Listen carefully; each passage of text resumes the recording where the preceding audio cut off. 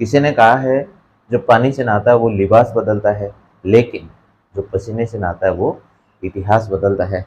Good morning दोस्तों, उम्मीद करता हूँ आप सब अच्छे होंगे। जैसा कि हम पढ़ रहे थे मौलिक अधिकार, और मौलिक अधिकारों में हमने समता का अधिकार या समानता का अधिकार और स्वतंत्रता का अधिकार हमने पढ़ लिया था। और आज हम पढ़ने जा रहे हैं शोषण के विरुद्ध अधिकार। शोषण के विरुद्ध अधिकार भारतीय संविधान में अनुच्छेद 23 से 24 के बीच दिए गए हैं। अनुच्छेद 23 और 24 में शोषण के विरुद्ध अधिकार दिया गया है।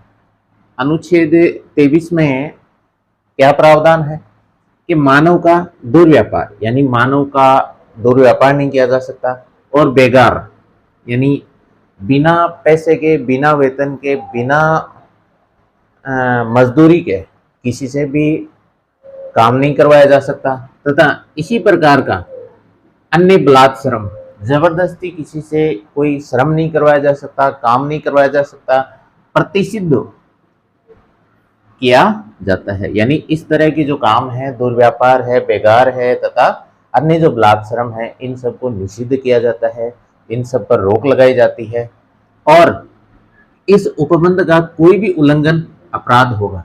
और जबरदस्ती अगर कोई दुर्व्यापार करता है, मानव का दुर्व्यापार करता है या बेगार करवाता है या इसी तरह का कोई जबरदस्ती कोई काम करवाता है, तो ये कानूनन क्या होगा? अपराध होगा, जो विधि के अनुसार दंडनीय होगा। यानी कानून के अनुसार अगर ऐसा कोई व्यक्ति करता है तो कानून के अनुसार वो दंड का भागी होगा। इसी तरह इस अनुच्छेद की कोई बात राज्य को सार्वजनिक प्रयोजनों के लिए अनिवार्य सेवा अधिरोपित करने से निवारित नहीं करेगी। लेकिन अगर सार्वजनिक प्रयोजन की बात आए तो राज्य यानी किसी से भी काम करवा सकता है। ऐसी सेवा अधिरोपित करने में राज्य केवल धर्म, मूल, वंश, जाति या वर्ग या इनमें से किसी भी आधार पर कोई भेद या विभेद नहीं करेगा। राज्य काम तो करवा सकता है, सार्वजनिक प्रयोजन के लिए ये सेवाएं अनिवार्य कर सकता है, लेकिन शर्त यह है कि राज्य ऐसा काम करवाने में या ऐसे प्रयोजनों में किसी भी तरह का धर्म के आधार पर, मूल वंश के आधार पर, जाति के आधार पर या वर्ग के आधार पर किसी तरह का किसी भी व्यक्ति के साथ विभेद नहीं कर सकता, यानी भेदभाव नहीं कर सकता। देखो नोट, यहाँ पर थोड़ा ध्यान देने वाली बात है। भारतीय संविधान के अनुच्छेद 35 के अंतर्गत शक्ति का प्रयोग करते हुए संसद कानून बनाकर शोषण के विरुद्ध अधिकार को लागू कर सकती है। संसद कानून बनाकर और अनुच्छेद 35 के अंतर्गत अपनी ताकत का प्रयोग करते हुए कानून बनाकर शोषण के विरुद्ध जो अधिकार है उसको लागू भी कर सकती है।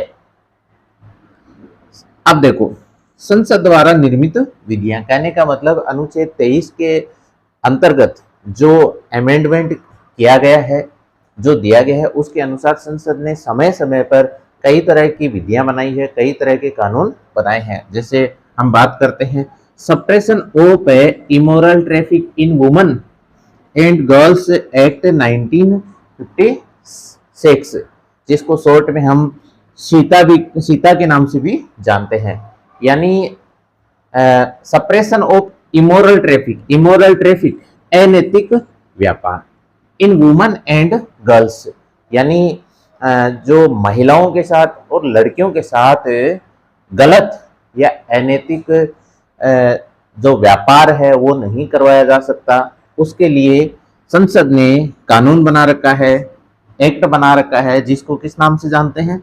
Suppression of immoral traffic in women and girls act 1956। इसी तरह मिनिमम वेजेस एक्ट 1948, यानी न्यूनतम मजदूरी अधिनियम 1948। इसी तरह contract labour act 1970, contract labour act के नाम से 1970 में संसद ने विधि बनाई, कानून बनाया। समान पुरस्कार एक्ट 1976।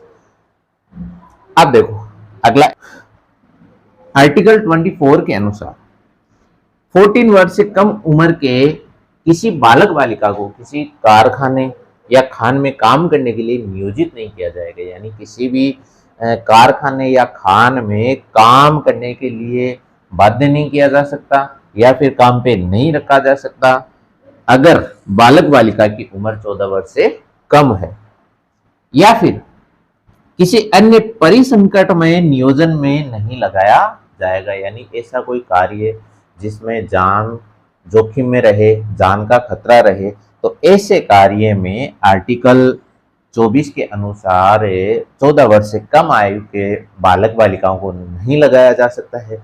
अगर कोई ऐसा कार्य करता है, आर्टिकल 24 का उल्लंघन करता है, तो विधि के अनुसार वो दंडनीय है, विधि के अनुसार वो कानूनन अपराध है। तो सो फ्रेंड्स, अगर आपको मेरा वीडियो अच्छा लगा हो तो कृपया इस वीडियो को लाइक करें, शेयर करें और चैनल को ज़्यादा से ज़्यादा सब्सक्राइब करें।